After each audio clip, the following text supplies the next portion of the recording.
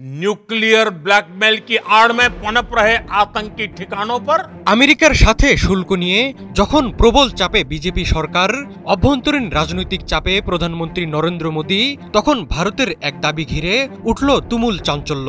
যুদ্ধের ৩ মাস পর হঠাৎ করেই ভারতীয় বিমান বাহিনীর প্রধান দাবি করেছেন সংঘাত চলাকালে তাদের বাহিনী পাকিস্তানের অন্তত ৬টি যুদ্ধবিমান ধ্বংস করেছে। At least 5 fighters confirmed kills. তবে ভারতের এই দাবিকে উড়িয়ে দিয়েছে Pakistan. Taken out at a distance of about 300 kilometers. জেনেক্সে শিফট করো, লাইফকে লিফট করো। শনিবার বেঙ্গালুরুতে এক অনুষ্ঠানে ভারতের বিমান বাহিনীর প্রধান air chief marshal AP Singh বলেন, মে মাসের সংঘর্ষে পাকিস্তানের অন্তত 5টি যুদ্ধবিমান এবং একটি সামরিক কার্গো বিমান ধ্বংস করেছে ভারতীয় বাহিনী। 6টি বিমানই ধ্বংস করা হয়েছে ভারতের আকাশ প্রতিরক্ষা ব্যবস্থা S-400 ব্যবহার করে। মূলত এই আকাশ প্রতিরক্ষা ব্যবস্থা রাশিয়ার তৈরি। এ ব্যবস্থায় ভূমি থেকে আকাশে দূরপাল্লার মিসাইল ছুড়ে প্রতিপক্ষকে ঘায়েল করা যায়। বিমান বাহিনীর প্রধান জানান, প্রায় 300 কিলোমিটার দূর থেকে ভারতীয় বাহিনী ফায়ার করেছিল। Taken out at a distance of about 300 kilometers. নিজের দাবির প্রমাণ হিসেবে ইলেকট্রনিক ট্র্যাকিং এর ডেটা উপস্থাপন করেছেন বিমান বাহিনীর প্রধান।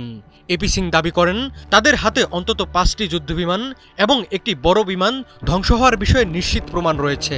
এপি সিং বলেন, এটা একটা রেকর্ড, কারণ এর আগে কখনো ভূমি থেকে ফায়ার করে ভারত পাকিস্তানের এতগুলো যুদ্ধবিমান ধ্বংস করেনি। So much of damage to the system. যুদ্ধবিমান ধ্বংসের পাশাপাশি সামরিক ঘাঁটিতে হামলার সময়েও বেশ কিছু পাকিস্তানি বিমানের ক্ষয়ক্ষতি হয়েছে বলে দাবি করেন এপি সিং। বিশেষ করে পাকিস্তানের জাকোবাবাদে সামরিক ঘাঁটির কথাও উল্লেখ করেন তিনি। সেখানে F-16 যুদ্ধবিমান হ্যাঙ্গার ছিল। 3 hangars that we attacked. One was of course Sukur, the UAV hangar. এদিকে ভারতীয় বিমান বাহিনীর প্রধানের দাবিকে হাস্যকর হিসেবে অভিহিত করেছেন পাকিস্তানের প্রতিরক্ষা মন্ত্রী খাজা আসিফ। ভারতীয়রা পাকিস্তানের কোনো বিমানেই হামলা করতে পারেনি বলে জানিয়েছেন তিনি। ভারত পাকিস্তানের বিমান ভূপাতিতের যে দাবি করেছে সেটি প্রমাণের চ্যালেঞ্জও ছুড়ে দিয়েছেন তিনি। এক্সে দেওয়া এক পোস্টে খাজা আসিফ লিখেছেন, ভারতীয় বিমান বাহিনীর দাবি কেবল অবিশ্বাস্যই নয়, বরং এর সময় নিয়েও প্রশ্ন উঠেছে। ভারতীয় রাজনীতিবিদদের কৌশলগত ব্যর্থতার দায়ভার এখন সামরিক কর্মকর্তাদের উপর চাপানো হচ্ছে। এটা এক ধরনের প্রহসন। অভ্যন্তরীণ রাজনৈতিক সুবিধা আদায়ে এ ধরনের হাস্যকর মিথ্যাচার ভুল সিদ্ধান্তের ঝুঁকি বাড়ায় বলে মন্তব্য করেছেন খাজা Asif. In the aftermath of this incident, they have এর আগে মে মাসের সংঘাত চলাকালে পাকিস্তান দাবি করেছিল তারা ভারতের 6টি যুদ্ধবিমান ধ্বংস করেছে, যার মধ্যে ফ্রান্সের তৈরি অত্যাধুনিক প্রযুক্তির একটি রাফাল যুদ্ধবিমানও রয়েছে।